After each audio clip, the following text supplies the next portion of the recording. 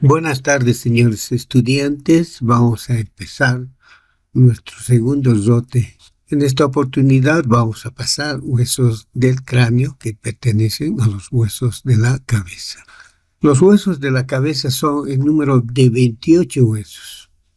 Están repartidos en 3 segmentos. Huesos del cráneo, que son 8, el frontal, occipital, esfenoides, etmoides, parietal y temporales. Huesos de la cara, que son 14, nasales, maxilares, lagrimales, cigomáticos, palatinos, conchas, pómer, mandíbula. Y un tercer grupo de 6 huesecillos del oído, con lo que van a formar los 28 huesos. Si alguien me pregunta cuántos huesos tiene la cabeza ósea, voy a responder 28. ¿Cuántos el cráneo? 8. ¿Cuántos la cara? 14. Aquí tenemos una vista de los huesos del cráneo. Vamos a dividir como huesos del cráneo a todos los huesos que van a formar la bóveda craneal. Y se va a denominar huesos de la cara a todo este segmento denominado macizo facial. Entonces aquí tenemos los huesos del cráneo que van a estar representados por el frontal, hueso impar, 2 parietales, el occipital, hueso impar, el temporal, hueso par, el esfenoides, que vemos las alas mayores, hueso impar, y el etmoides, que no lo vemos acá. Aquí podemos ver un dibujo que ha sido pintado, y este dibujo lo van a encontrar en el atlas de anatomía que tienen que elaborar ustedes. Para describir los huesos tenemos que seguir una serie de pasos. Y estos pasos son obligatorios. Entonces lo primero que tenemos que hacer es nombrar el nombre del hueso, indicar la situación, cuál es la posición anatómica, cómo clasificamos los huesos. Tenemos que dar una forma y luego de esta forma salen caras, bordes, ángulos y finalmente la osificación. Continuamos con los huesos del cráneo. En esta oportunidad vamos a observar al hueso frontal. El hueso frontal viene del latín fons o fontis, que significa fuente, o escama, porque tiene la forma de una escama. Embrionariamente y en la primera niñez, en los 1 a 6, 7 años, vamos a ver que este hueso está dividido por una sutura. Por lo tanto, originariamente son 2 huesos que posteriormente se van a unir y va a dejar un recuerdo de esa unión. Entonces este hueso se llama frontal, se va a situar en la parte anterior de la bóveda craneana. La posición anatómica, un segmento denominado espina nasal hacia abajo y la eminencia convexa hacia adelante. ¿Qué forma tiene? Si nosotros cortamos a este hueso por la mitad, vamos a ver que tiene una forma de una letra L. Sería la rama vertical y aquí estaría la rama horizontal. Entonces tendríamos la forma de una letra L, por lo tanto tiene un segmento vertical denominada escama y una porción inferior denominada órbito nasal. ¿Qué es lo que vamos a observar en este hueso? Lo primero que nos va a llamar, yendo de la línea media hacia lateral, va a ser la sutura metópica. Esta sutura nos recuerda que se han unido los 2 huesos. Va a terminar en esta área que se llama glabela. A los lados de la glabela vamos a observar los arcos superciliares. Más hacia arriba vamos a ver las eminencias frontales externas. Lateral a estas eminencias vamos a ver la cresta temporal y finalmente la carilla temporal. Entonces esos elementos se vamos a encontrar en la cara anterior. La sutura mediofrontal o metópica, la eminencia media o glabela, la eminencia frontal, los arcos superciliares, la cresta lateral temporal y la carilla temporal. La cara endocraneal es cóncava a esta cara vamos a observar en la parte inferior el foramen ciego o foramen seco. Este foramen va a estar ocupado por la dura madre y va a estar atravesada por la vena que va a comunicar la cavidad con las fosas nasales. Vena emisaria de Espirino. Del foramen seco va a ascender una cresta, la cresta frontal interna, donde se va a insertar la hoz del cerebro. Esta cresta se va a dividir en dos crestas formando un canal. Y este canal va a formar el canal del seno longitudinal o seno sagital. A los lados del canal y de los labios vamos a observar pequeñas depresiones que se llaman depresiones aracnoideas de Paccioni. Lateral al canal vamos a ver dos fosas amplias, las fosas frontales internas. En la porción horizontal, el segmento que va a formar la bóveda orbitaria, vamos a ver depresiones digitales y relieves mamilares. Luego vamos a tener la porción inferior o la cara inferior del segmento horizontal, que vamos a ver dos segmentos, dos laterales y uno intermedio. El segmento lateral se va a denominar bóveda orbitaria y que tiene la forma triangular de base anterior y de vértice posterior. ¿Qué es lo que vamos a ver? Vamos a observar una fosa profunda lateral donde se va a alojar la glándula lagrimal y otra pequeña fosilla donde va a insertarse la polea del músculo oblicuo superior. En la parte intermedia vamos a ver la escotadura etmoidea, donde va a ingresar el hueso etmoides. Y en esta escotadura vamos a ver semiceldillas, el número de 3, anterior, media, posterior, y estas van a estar separadas por dos canales, un canal anterior y un canal posterior. Estos canales se van a convertir en conductos cuando se articule con el hueso etmoides. Estos canales van a dar pasos a las arterias y nervios etmoidal anterior, el anterior, y el posterior a las arterias y nervios etmoidales posteriores. Hay que indicar que en esta parte anterior vamos a encontrar el infundíbulo del seno frontal. De los bordes, el borde circunferencial que va a formar la sutura coronal con los dos huesos parietales es dentado.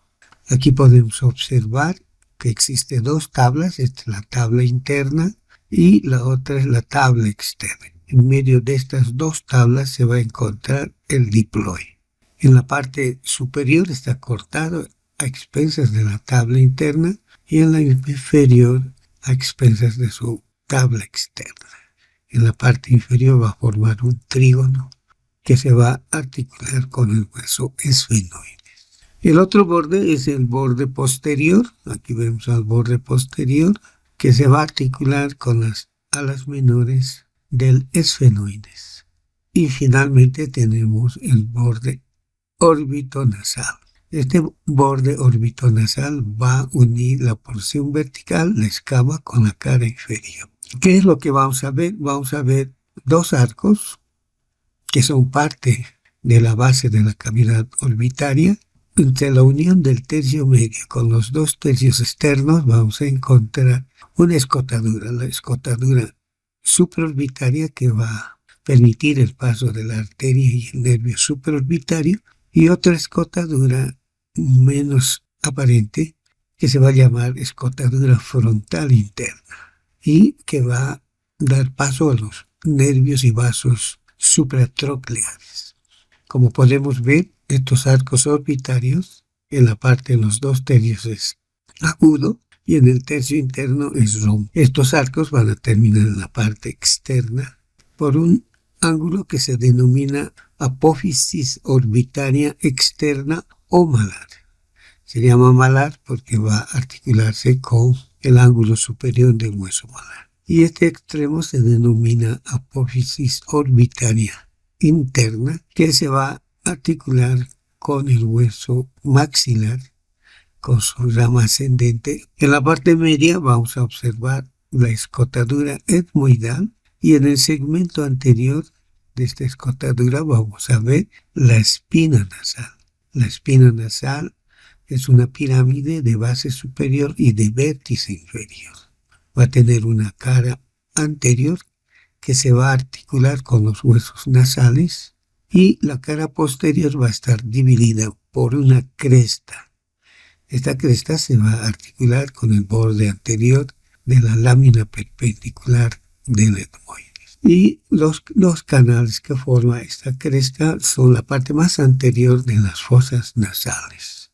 Luego de esta espina nasal encontramos la escotadura nasal. La escotadura nasal tiene la forma de una letra B ventilabial o llamada BU y que va a tener dos segmentos. Un segmento medial para la articulación con el hueso nasal y un segmento lateral para la apófisis frontal del hueso maxilar. Seguidamente vamos a describir al hueso etmoides. El hueso etmoides viene del griego etmos, que significa criba o colador. Aquí vemos la criba etmoidal, de ahí que recibe su nombre. Este hueso va a estar situado en la parte anterior y media de la base del cráneo. Su posición anatómica, la crista galli hacia adelante y hacia arriba. Por lo tanto, ya está en posición anatómica.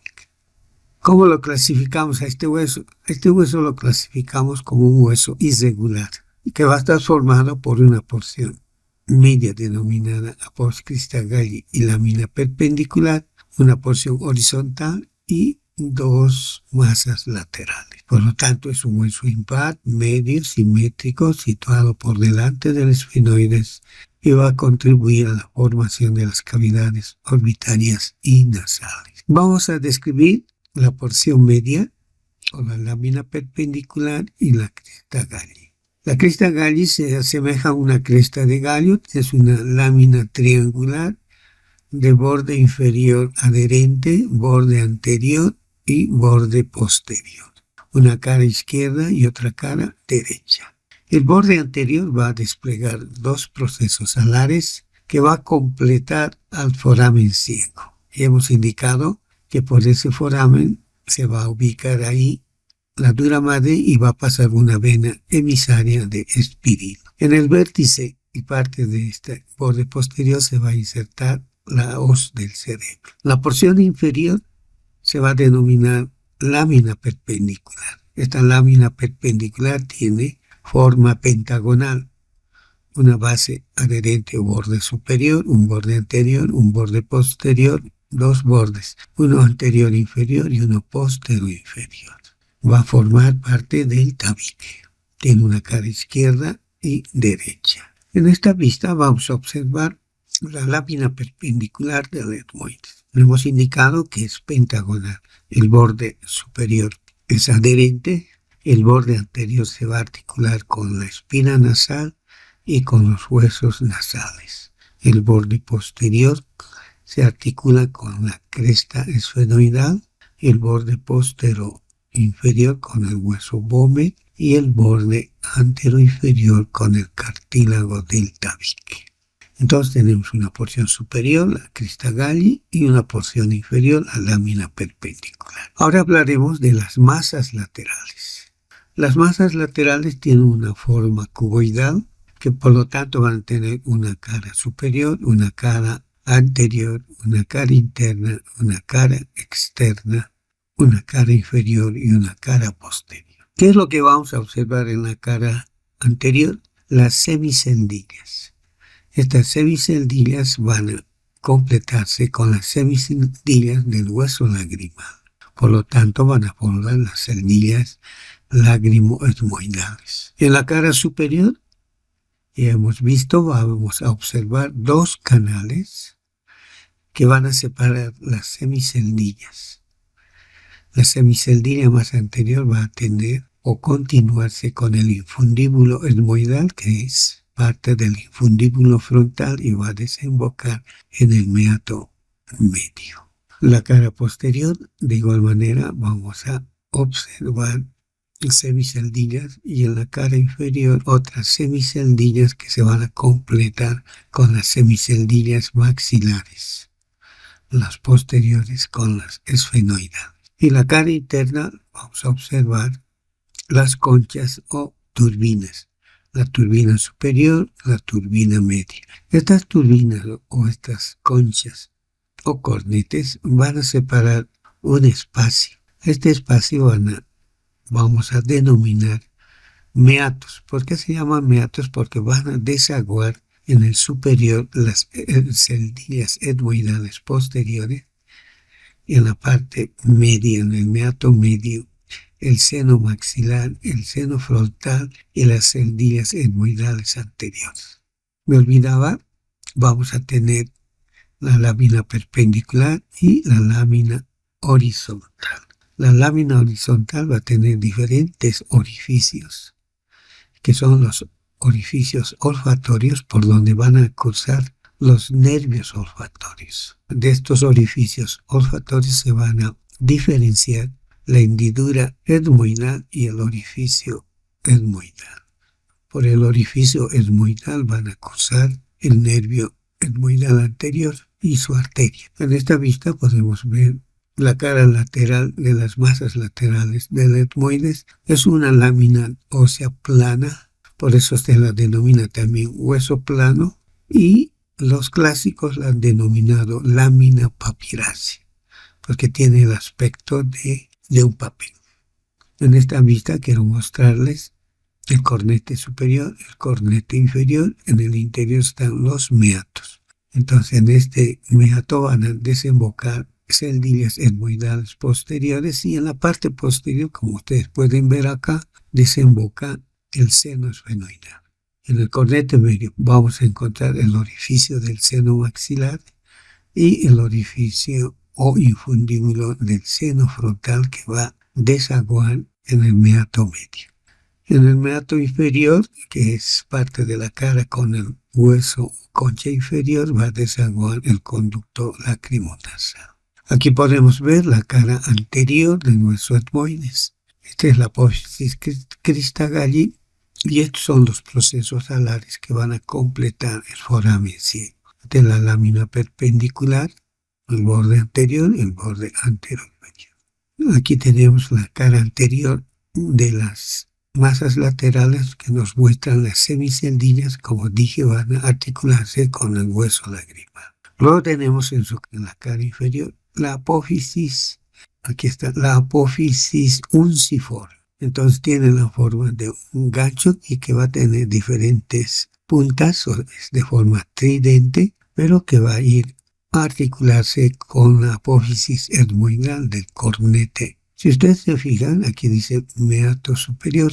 No, este no es el meato. El meato está formado entre el cornete superior y el cornete o la cara interna de las masas laterales. Aquí sería el meato medio y este es el cornete medio. Entramos ahora a describir el hueso esfenoides. El hueso esfenoides se va a ubicar en la parte media, es por eso que se la ha denominado cuña esfenoidal. Este hueso se va a denominar esfenoides precisamente porque esfeno significa cuña y está situado en el piso medio. Va a formar tanto el piso anterior, como podemos ver, piso anterior y parte del piso medio de la base del cráneo. La porción anatómica. Una cavidad o un espacio denominado silla turca hacia arriba y un proceso etmoidal hacia adelante. ¿Qué forma tiene este hueso esfenoides? Muchos lo han comparado a la forma de un murciélago, porque sus alas mayores van a asemejarse a las alas del murciélago. Entonces, ¿qué partes vamos a tener? Una parte central denominada cuerpo y tres alas, un ala menor, un ala mayor y en la parte inferior las apófisis pterigoides. Entonces, ¿qué es lo que tenemos que describir? Vamos a describir una superficie rectangular que se va a denominar yugo esfenoidal. Yugo significa madero que une dos bueyes. Entonces este se asemeja a un yugo. ¿Qué es lo que vamos a ver? Vamos a ver en la línea media un proceso que se llama proceso etmoidal. En la superficie es la parte más posterior de los canales olfatorios. Este yugo esfenoidal está delimitado por detrás por un borde. El borde se denomina limbo. Limbo significa límite. Luego del límite, bajando, encontramos el surco óptico, el canal óptico, donde va a estar el quiasma óptico y se va a ir a los laterales para terminar en los conductos ópticos. Luego tenemos el tubérculo pituitario o simplemente tubérculo de la cilla. Y aquí vamos a tener la cilla turca, es donde se va a alojar la glándula hipófisis y que tiene mucha importancia. Algunas veces podemos ver un orificio que es secuela o resto embrionario. Hacia la parte posterior vamos a observar el dorso de la cilla. Este dorso de la cilla se denominaba antes lámina cuadrilátera porque tiene forma cuadrilátera, tiene un borde superior, un borde posterior, un borde lateral. Estos bordes laterales encontramos dos escotaduras, uno para el nervio oculomotor y otro inferior para el nervio abduce. Del borde superior vamos a observar dos salientes, la apófisis clinoides. Clinoides significa catre. Entonces, este clinoides posterior y el clinoides anterior van a recordarnos un catre. Entonces, clinos, que significa catre o cama, y cuando ustedes escuchen hospital de clínicas, quiere decir hospital que tiene varias camas. Y también hay una rama de la medicina que se llama medicina clínica, que significa clínico, que está al lado de la cama del paciente. Entonces, la cara superior resumimos en un proceso etmoidal, el yugo, el limbo, el canal óptico, el tubérculo, la cilla turca y el dorso de la cilla. La cara anterior vamos a observar que del proceso etmoidal va a bajar una cresta, la cresta esfenoidal anterior, y que va a terminar en un pico, en el pico del esfenoides o rostro. En la cara inferior, que vemos acá, esta cresta se va a continuar con una cresta esfenoidal inferior. Entonces vamos a ver esta cresta esfenoidal inferior. Lateral a esto vamos a observar dos canales, los canales donde se va a poner en contacto con las alas del bóver formando los canales esfenoboverianos. Y en la parte lateral se va a contactar con la apófisis esfenoidal del hueso palatino formando los canales esfenopalatinos. La cara posterior es la más simple y esta cara solamente podemos ver cuando desarticulamos en huesos de niños. Cuando la persona es adulta ya está soldado hay una sinostosis. Y finalmente la cara lateral, que va a tener dos segmentos, un segmento antero superior que va a desprenderse el ala mayor y uno inferior que se va a desprender la apófisis pterigoides. En medio de esos dos va a estar el canal o surco carotídeo. Entonces aquí podemos ver la cara lateral, el ala mayor, la apófisis pterigoides y el surco carotídeo. Una vez que hemos descrito el cuerpo, necesariamente tenemos que describir el ala menor. El ala menor simplemente es la continuación lateral del yugo esfenoidal. Va a tener una forma triangular, un borde anterior, un borde posterior, una base adherente, un vértice. El vértice se denomina apófisis ingracias. Ingracias fue una anatomista. La cara superior va a formar parte del piso anterior de la base del cráneo. En cambio, la cara inferior va a formar parte de la cavidad orbitaria y va a formar la hendidura orbitaria superior, antes llamada hendidura esfenoidal. A nivel de la base, del borde de la base, vamos a encontrar que es adherente, ya hemos indicado, y una prolongación posterior que se llama apófisis clinoides anteriores. El borde anterior es dentado y se va a articular con el borde posterior de la porción horizontal del frontal.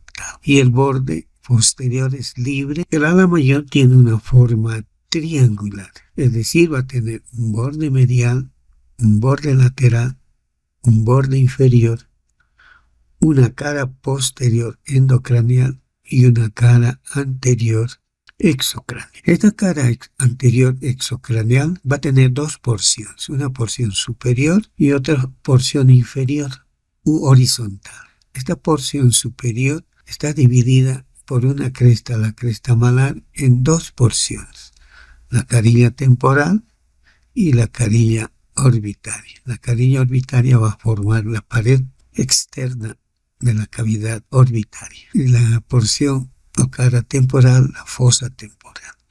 Esta carilla va a terminar en la parte inferior en una cresta, se denomina cresta infratemporal o subtemporal.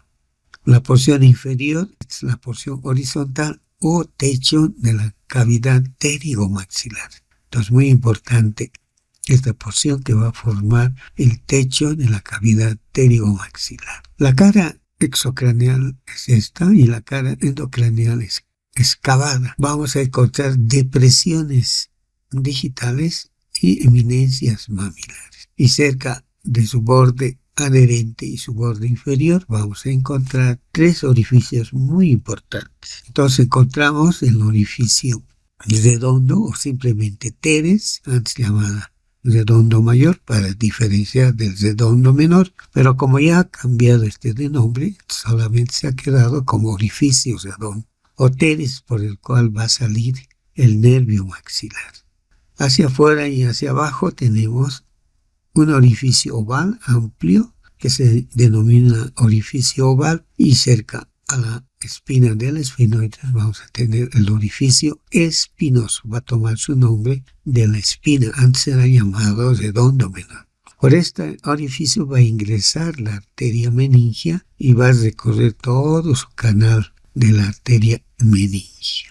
Entonces no tenemos que olvidarnos estos dos o tres orificios. El orificio teres para el nervio maxilar, el orificio oval para el mandibular, foramen espinoso o agujero espinoso para la arteria meningia media. Hemos indicado que esta ala es de forma triangular, por lo tanto tiene un borde medial. Este borde medial va a tener tres segmentos. Un segmento articular superior que se va a articular con el frontal, un segmento libre que va a formar la hendidura esfenoidal, ahora llamada orificio orbitario superior, conjuntamente el ala menor. Entonces aquí tenemos el orificio orbitario superior que está formado por el ala mayor y el ala menor. Y un segmento adherente al cuerpo del hueso. Entonces, tres segmentos, articular con el frontal, libre para formar la fisura orbitaria superior y uno adherente al cuerpo. Luego tenemos el borde externo. Este borde externo de igual manera tiene dos segmentos para el hueso parietal y para el hueso temporal. Y finalmente este es el borde inferior. Este borde inferior nos va a mostrar dos elementos muy importantes. Esta es la língula del esfenoides y esta es la apófisis espinosa. En esta apófisis espinosa se van a insertar ligamentos, uno muy importante, el ligamento espino-pterigoideo o de Sibilini y otros ligamentos como el espinomandibular. Entonces no debemos olvidarnos de esos elementos del ala mayor. Finalmente vamos a describir las apófisis pterigoides. En esta vista posterior podemos ver que la apófisis pterigoides tiene una ala interna y otra ala externa. El ala interna es dependiente del cuerpo del esfenoides y el ala externa o lámina externa dependiendo del ala mayor. En su parte anterior va a estar fusionada. Las dos láminas externa e interna se unen y resultado del origen del ala externa, del ala mayor del esfenoides y la lámina interna del cuerpo vamos a observar un orificio. Este orificio se llamaba orificio vidiano, hoy se llama pterigoideo. Por este orificio van a cruzar los nervios pterigoideos o antes llamados vidianos. ¿Qué es lo importante? Lo importante son los bordes posteriores, ya que el borde anterior está fusionado y en el segmento inferior una escotadura para que ingrese la apófisis piramidal del palatino. El borde posterior del ala interna o lámina interna vamos a encontrar aquí la fosita navicular o escafoidea. donde se va a insertar el músculo tensor del velo del paladar. El músculo se inserta acá, baja hacia su polea y aquí va a estar el velo del paladar. Se va a tensar lateralmente. En cambio, lo que nos llama la atención en el borde externo de la lámina externa es la espina de Siboney, o ahora llamado espina pterigoidea, o va a ser punto de inserción del ligamento espinopterigoideo. Y en la parte inferior de la lámina medial va a terminar en un gancho. El gancho pterigoideo donde va a hacer polea el músculo tensor.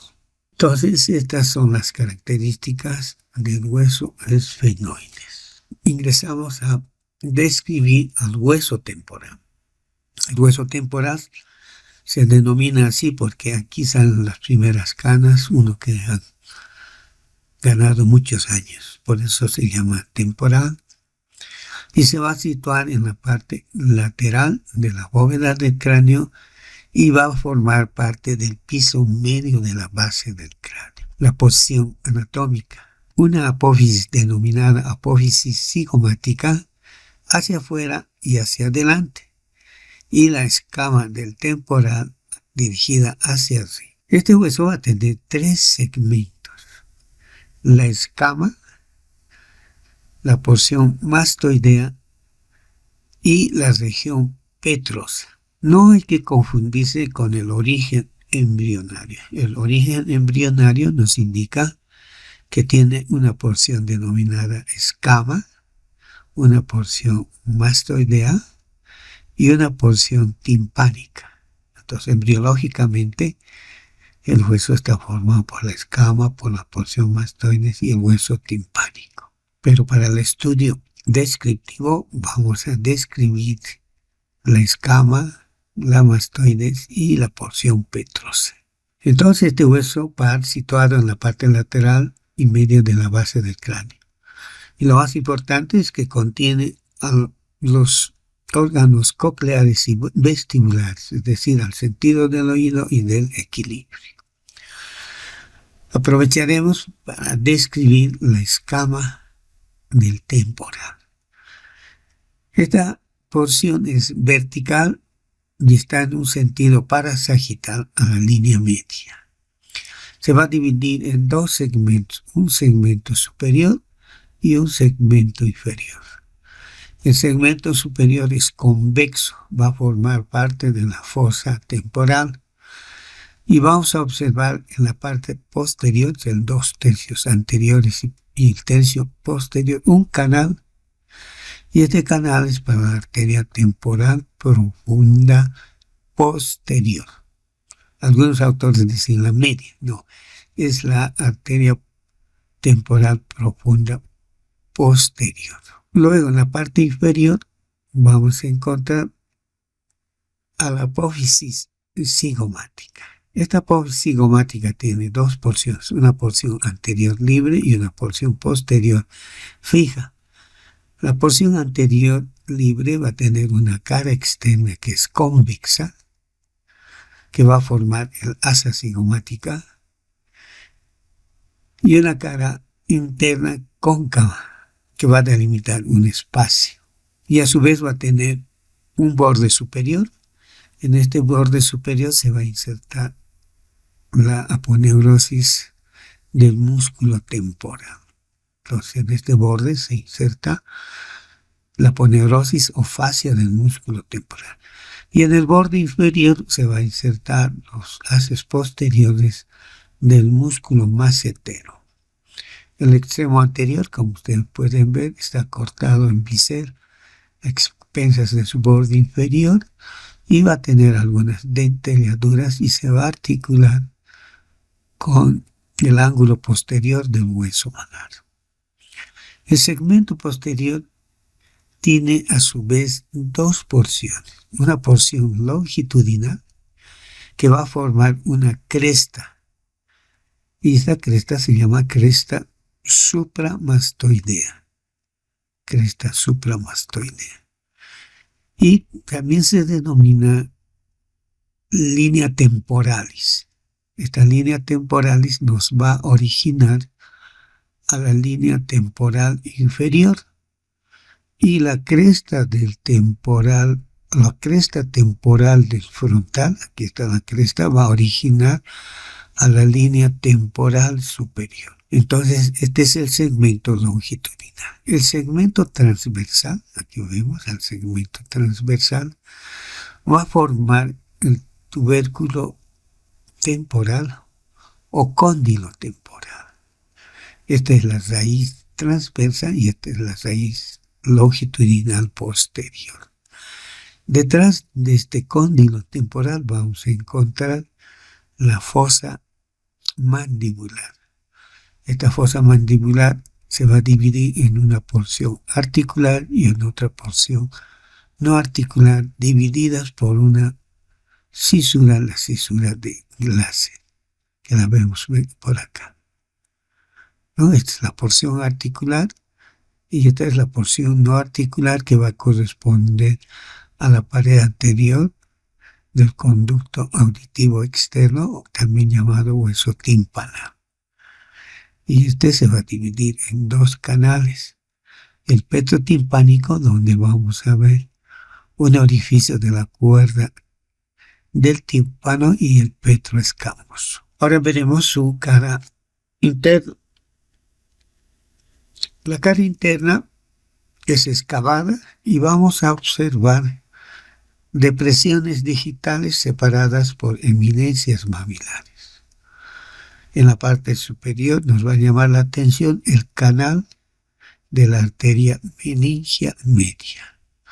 Y en la parte inferior la cisura petrosa superior, que nos va a delimitar la escama de la región petrosa. Esta es la región petrosa. De los bordes, el borde superior va a ser circunferencial o convexo y va a estar cortado a expensas de su cara interna o tabla interna. Y este borde, por lo tanto, es biselado. Se va a articular con la cara inferior del parietal. En la parte posterior va a formar la escotadura para el ángulo posterior del hueso parietal, y esta otra porción ya corresponde a la porción mastoidea. La región petrosa. La región petrosa es una pirámide ósea de base externa y de vértice anterior interno. Es una pirámide que tiene cuatro caras, dos caras endocraneales superiores y dos caras exocraneales inferiores, que la vamos a ver. ¿Qué nos va a llamar la atención de estas dos caras endocraneales? Esta es la cara anterosuperior del peñasco. Y aquí vamos a observar una eminencia denominada eminencia arcuata. Esta eminencia está hecha por el conducto semicircular superior que va a empujar hacia arriba y va a formar esta eminencia. Por delante de la eminencia vamos a observar el techo de la caja del tímpano. Por eso se va a llamar tegmen tímpani. Y vamos a ver los hiatos del nervio petroso mayor y su accesorio para el nervio petroso menor. Más adelante vamos a ver la fosita trigeminal. Esta fosita trigeminal va a alojar al ganglio semilunar del trigémino. En esta fosita vamos a encontrar un tubérculo. Los clásicos la llamaban tubérculo retrogaseriano. Entonces, en esta cara, ¿qué debemos recordar? La eminencia arcuata, el tegmen tímpano, los hiatos petrosos, la fosita trigeminal con su tubérculo retrogaseriano. La cara postero superior nos va a tener dos elementos muy importantes. Primero es el orificio auditivo interno. Por este orificio auditivo interno van a ingresar el nervio facial y la arteria laberíntica o auditiva interna.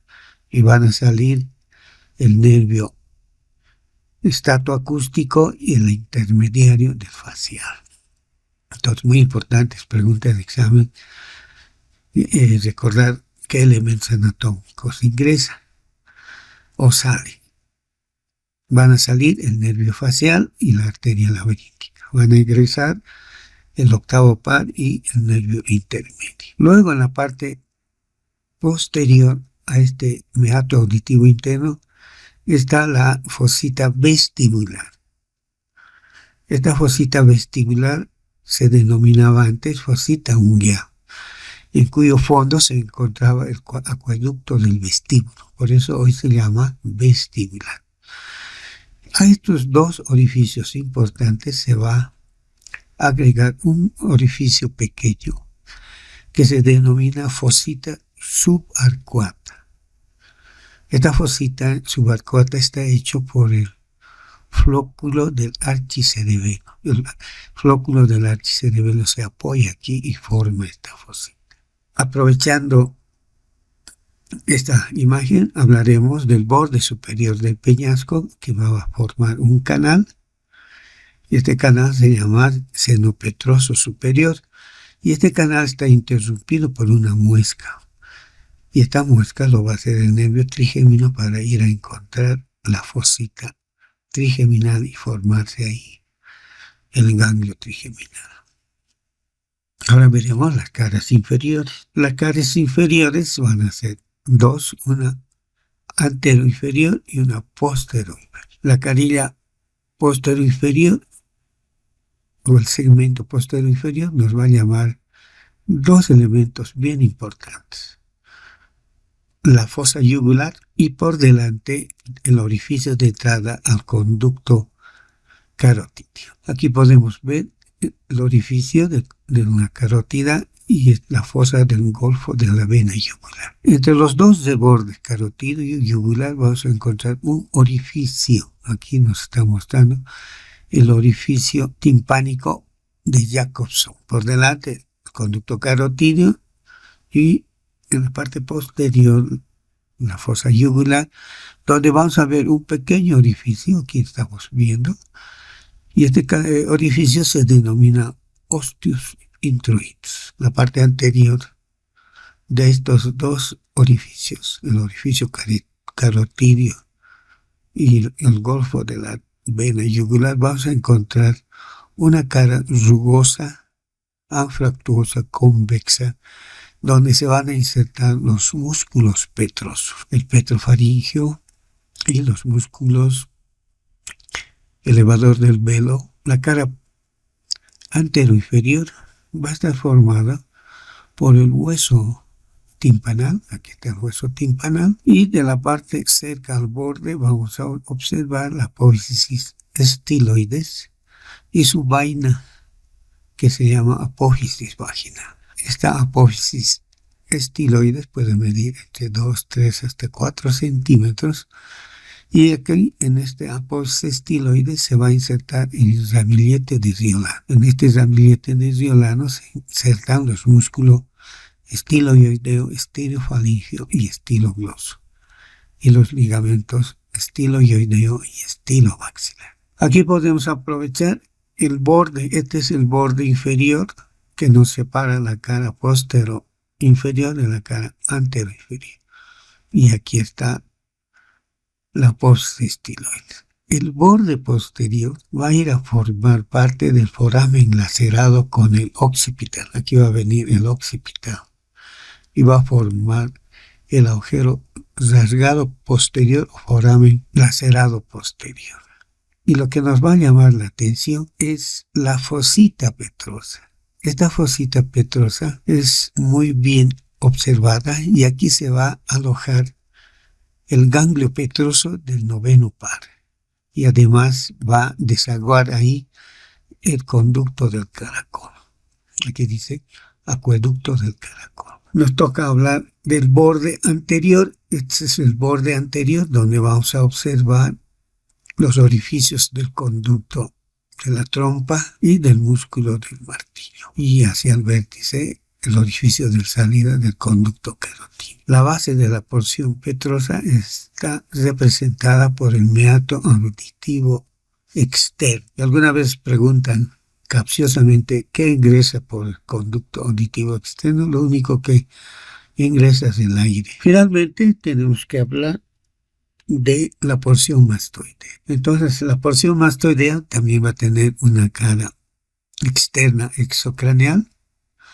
Y en esta vamos a observar dos porciones, una anterosuperior y una posterosuperior. En la porción anterosuperior está por debajo de la línea temporalis, por detrás del meato auditivo.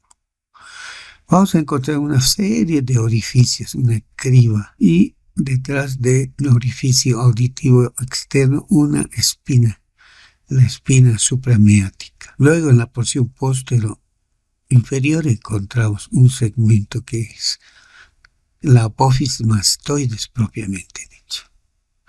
Esta apófisis mastoides en su cara externa es convexa, rugosa, mucho más rugosa en el varón. Aquí se va a insertar el músculo occipital, el músculo externo cleidomastoideo y el esplenio de la cabeza.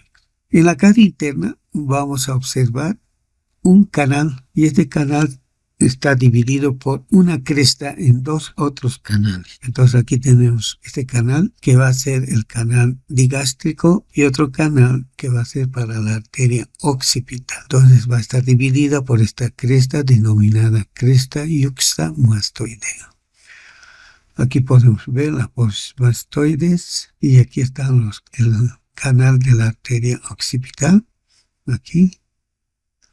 Y esta es la ranura digástrica. En su cara endocraneal, aquí podemos ver la cara endocraneal, vamos a ver un gran canal que es parte del seno transverso, en cuyo lecho vamos a encontrar un orificio.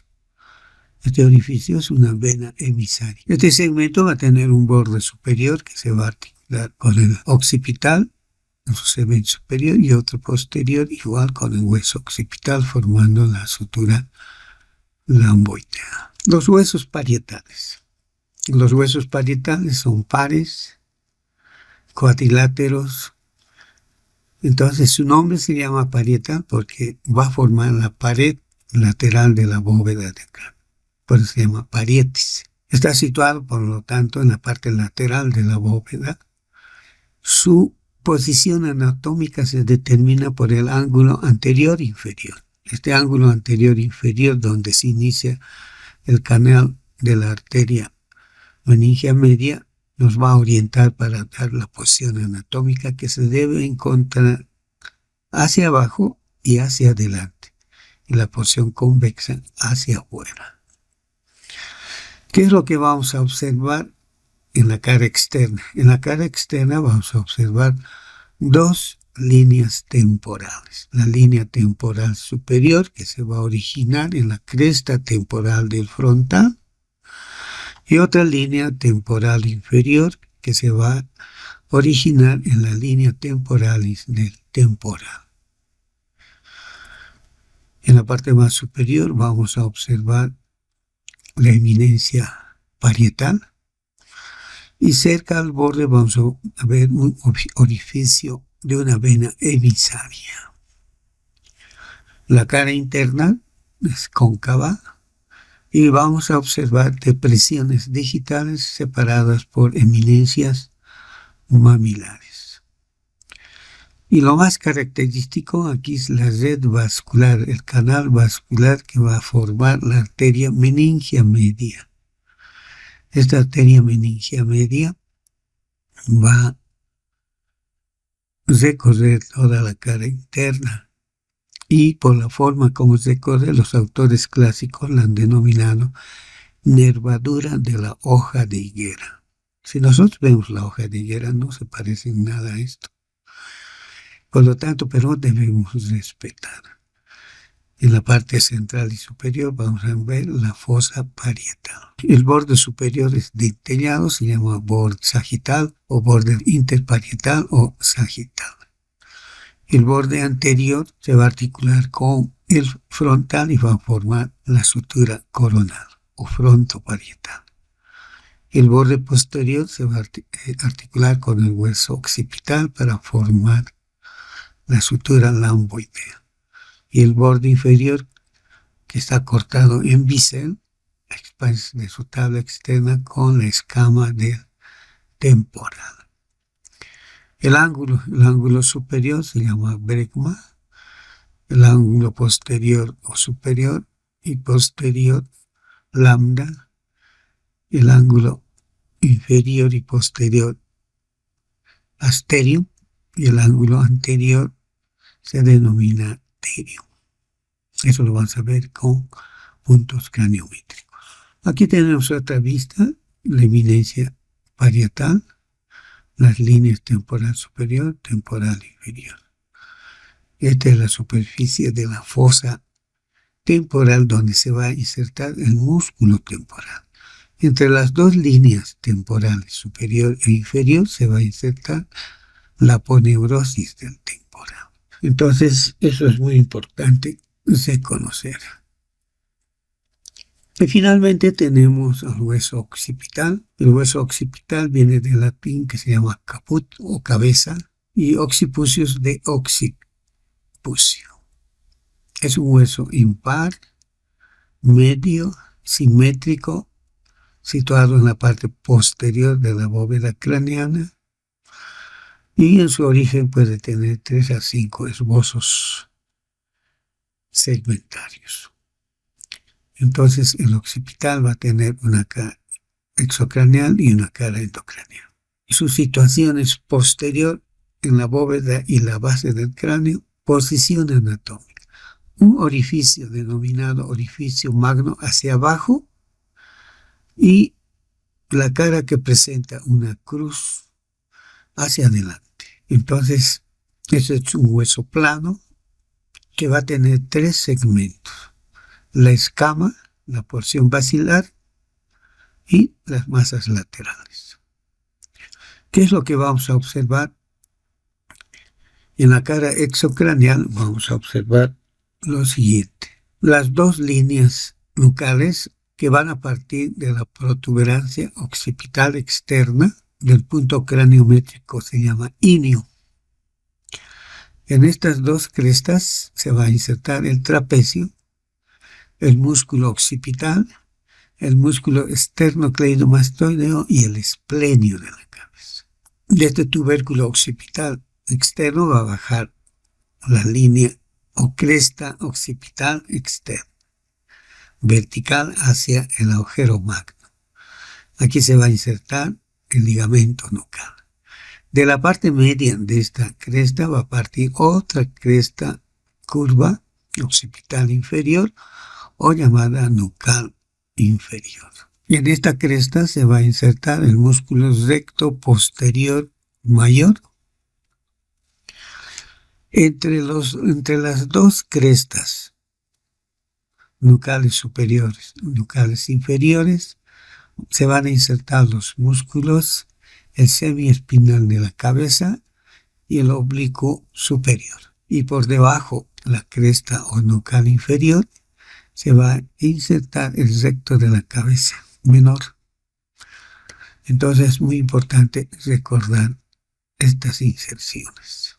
En conclusión, la cara externa va a estar dividida en un segmento superior convexo y en una parte inferior rugoso, a partir de la protuberancia occipital externa y las dos líneas nucales superiores. El orificio magno tiene aproximadamente 35 milímetros en sentido antero-posterior y transversalmente 30 milímetros. El borde posterior se llama opistium y el borde anterior base. Los cóndilos occipitales son convexos y tienen la forma de un cóndilo escotado en su parte media. Se va a articular con la carilla superior articular del atlas. En su parte posterior vamos a ver un orificio condilio posterior por donde va a ingresar una vena emisaria. Y en la parte anterior, el conducto condilio anterior o conducto del hipogloso por donde va a salir el nervio hipogloso. La cara interna o endocraneal vamos a observar en la línea media la parte más posterior del seno sagital o longitudinal que va a terminar en la protuberancia occipital interna. De esta protuberancia occipital interna van a salir lateralmente el seno transverso, e inferiormente la cresta occipital interna que se va a abrir para formar la fosita verniana. Esta fosita verniana va a alojar al vermis del cerebelo y la cresta va a prestar inserción a la hoz del cerebelo. Estas estructuras, el seno longitudinal, seno transverso, la cresta occipital interna, van a formar una cruz, la cruz occipital, que va a delimitar dos fosas superiores denominadas cerebrales para el lóbulo occipital y dos fosas inferiores o cerebelosas para los lóbulos cerebelosos. En la parte anterior vamos a ver la porción basilar. La porción basilar es el extremo más anterior, que vamos a observar su cara inferior o exocraneal. Aquí vamos a ver la fosita faríngea, el tubérculo faríngeo y las crestas sinostósicas y musculares.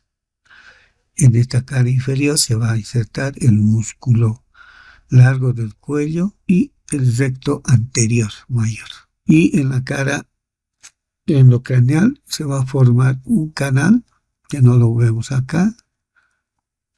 Este canal va a ir hacia el cuerpo del esfenoides y en este canal, que se denomina también clivus, va a descansar la protuberancia y parte del bulbo raquídeo. Este hueso tiene forma romboidea, por lo tanto va a tener un ángulo superior, un ángulo inferior y dos ángulos laterales. Un borde superior, el segmento de este borde se va a articular con la cara posterior del hueso parietal y va a formar la sutura lamboidea. El segmento inferior vamos a observar que se va a articular con el temporal y en la parte inferior va a formar el agujero lacerado o rasgado posterior, que va a estar dividido por la apófisis yugular, el tubérculo yugular. Entonces, muy importante distinguir estas dos porciones. Hacia afuera encontramos la apófisis yugular y hacia adentro encontramos el tubérculo yugular. Y aquí vamos a ver el canal de desembocadura del golfo de la vena yugular. Entonces, tenemos que nosotros destacar dos cosas muy importantes. La confluencia del seno longitudinal y transversal y por debajo la cresta occipital va a formar el tubérculo occipital interno y esto va a formar a su vez la prensa de Herófilo. Esta prensa de Herófilo es un epónimo en honor al padre de la anatomía antigua, ¿no? La anatomía antigua, el padre es Herófilo, quien ha descrito este seno, más propiamente dicho, prensa. Algunos autores denominan presa, ¿no? Como las presas de agua, porque precisamente aquí van a desembocar el seno longitudinal, se va a continuar como seno transversal. En nuestro medio, tanto los cráneos tihuanacotas, los cráneos incaicos, inclusive los cráneos mayas, van a presentar un hueso que se va a dividir de la escama del occipital. A este hueso lo vamos a llamar el hueso epactal de los incas. En Testí hace mención a este hueso de los incas porque se ha visto frecuentemente en las tumbas de los incas este hueso. Y por lo tanto se ha denominado así. Entonces destacamos en el occipital la prensa de Herófilo, aquí falta la N, o presa de Herófilo para otros autores, y el hueso de los incas. Muchísimas gracias. Con esto quiero contribuir con el aprendizaje de los estudiantes que estamos iniciando cada 5 años. Muchas gracias.